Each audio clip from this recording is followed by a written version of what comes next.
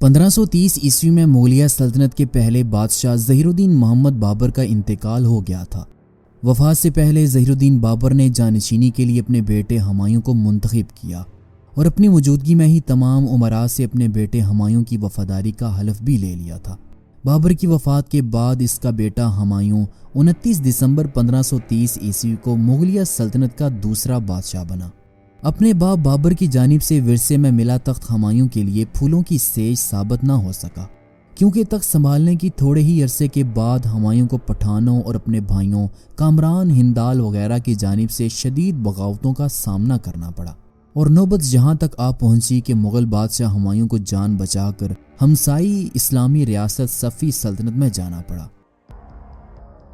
1530 میں مغل بادشاہ بابر کی وفات کے بعد بابر کے بیٹے ہمایوں نے 29 دسمبر 1530 کو 22 سال کی عمر میں تخت سنبھالا تھا۔ ہمایوں نے تخت نشین ہوتے ہی فیاضی کا مظاہرہ کیا اور اس نے اپنی سلطنت کو 4 حصوں میں تقسیم کیا۔ ہمایوں نے عسکری مرزا کو ملتان، کامران مرزا کو اس نے کابل اور کندہار، اور ہندل مرزا کو مالوا کا علاقہ جاگیر میں دے دیا۔ لیکن ہمایوں یہ نہیں جانتا تھا کہ اس کی یہ فیاضی اسے لے ڈوبے گی۔ جیسے ہی ہمایوں تخت نشین ہوا تو مغل شہزادوں میں تخت کے لیے جنگیں شروع ہو گئیں، اور ہمایوں کے بھائی کامران نے فوج کے ساتھ کابل سے لاہور کی جانب پیش قدمی شروع کر دی۔ لیکن اس سے پہلے کہ ہمایوں اپنے بھائیوں کی جانب بڑھتا، ہمایوں کو اپنی سلطنت کے مشرقی حصے سے بغاوتوں کی خبریں آنے لگیں۔ یہ بغاوت دراصل ان افغان پٹھان قبائلیوں کی جانب سے تھی جہاں کبھی ابراہیم لودھی کی حکومت ہوا کرتی تھی۔ لودھی سلطنت کا خاتمہ چونکہ بابر نے کیا تھا، اس لیے افغان قبائل موقع کی تلاش میں تھے۔ جیسے ہی بابر کے انتقال کے بعد ہمایوں تخت نشین ہوا تو افغانوں نے اس موقع کو غنیمت جانا اور انہوں نے ہمایوں کے خلاف بغاوت کر دی۔ افغانیوں نے آخری لودھی سلطان ابراہیم لودھی کے بھائی محمود لودھی کو ہندوستان کا نیا سلطان منتخب کر لیا۔ جیسے ہی یہ خبر مغل بادشاہ ہمایوں تک پہنچی تو ہمایوں اپنی فوج لے کر افغانوں سے جنگ کے لیے نکل پڑا۔ افغانوں کے ساتھ اس جنگ میں ہمایوں نے افغانوں کو شکست دی۔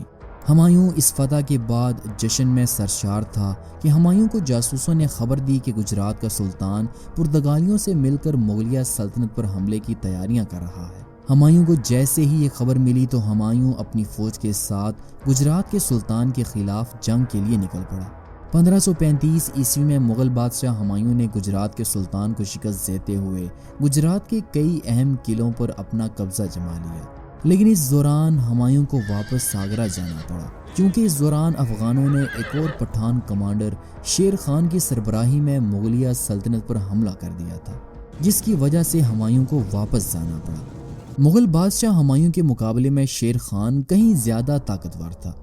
شیر خان اقتدار میں آنے سے پہلے ہمایوں کے والد بابر کے پاس ملازمت کر چکا تھا۔ بعد میں شیر خان نے مغلوں سے علیحدگی اختیار کر لی، اور پھر شیر خان نے ابراہیم لودھی کی بچی کچی فوج کو جمع کیا، اور 1537 میں شیر خان نے اپنی فوج کے ساتھ بنگال پر حملہ کر دیا اور بنگال پر سوری سلطنت کی بنیاد رکھی۔ کہا جاتا ہے کہ ایک مارکے میں شیر خان نے تنہا شیر پر حملہ کر کے اس کو موت کے گھاٹ اتار دیا تھا، جس کے بعد شیر خان کو شیر شاہ سوری کا خطاب دیا گیا تھا۔ جب شیر شاہ سوری نے بنگال پر اپنے سلطان ہونے کا اعلان کیا تو تب ہمایوں کو احساس ہوا کہ شیر شاہ سوری مغلیہ سلطنت کے لیے ایک بہت بڑا خطرہ ہے۔ اس خطرے کے پیش نظر ہمایوں اپنی فوج کے ساتھ بنگال پر حملہ آور ہوا، جہاں شیر شاہ سوری کی حکومت قائم تھی۔ ہمایوں کے اس حملے کے خلاف شیر شاہ سوری نے کھلے میدان کے بجائے جنگلوں میں مغلوں کے خلاف کامیاب گوریلا جنگ لڑی۔ مغل بادشاہ ہمایوں شیر شاہ سوری کے خلاف جنگ میں مصروف ہی تھا کہ اچانک ہمایوں کو اطلاع ملی کہ اس کے چھوٹے بھائی ہندال نے مغلیہ سلطنت کے مرکز آگرہ پر حملہ کر کے تخت پر قبضہ کر لیا ہے۔ اسی دوران ہمایوں کے دوسرے بھائی کامران مرزا نے اپنی فوج کے ساتھ آگرہ کی جانب پیش قدمی شروع کر دی۔ یہ پیش قدمی اس لیے بھی تھی کیونکہ کامران مرزا چاہتا تھا کہ وہ مغلیہ سلطنت کو اپنے اور اپنے بھائی ہندال کے درمیان تقسیم کر دے۔ جب یہ تمام خبریں ہمایوں تک پہنچی تو اس نے واپسی کا ارادہ کیا۔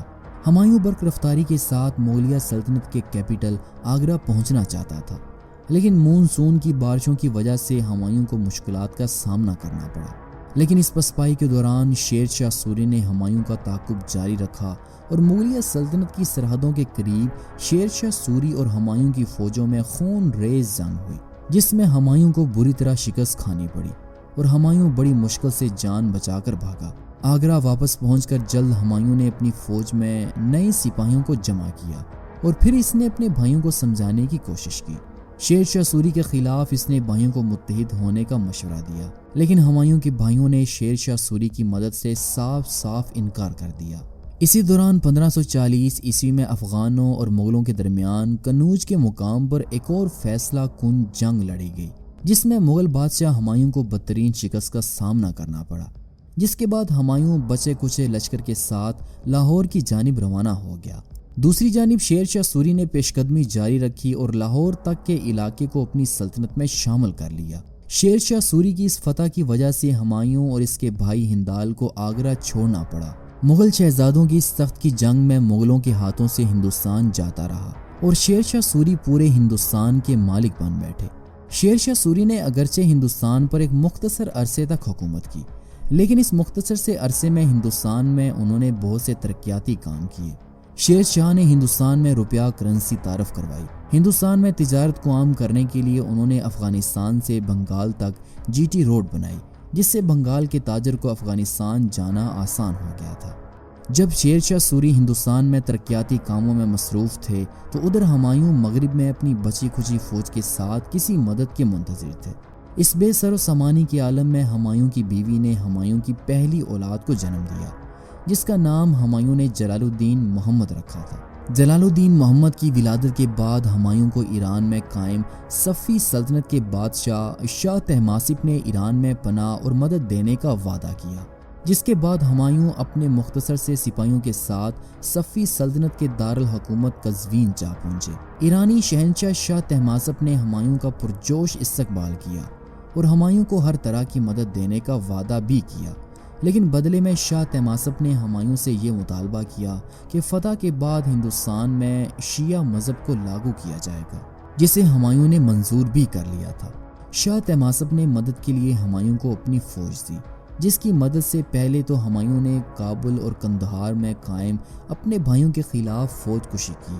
اس حملے میں بابر کے دونوں بھائی گرفتار ہو گئے اور کابل اور قندھار پر ہمایوں کی حکومت قائم ہو گئی۔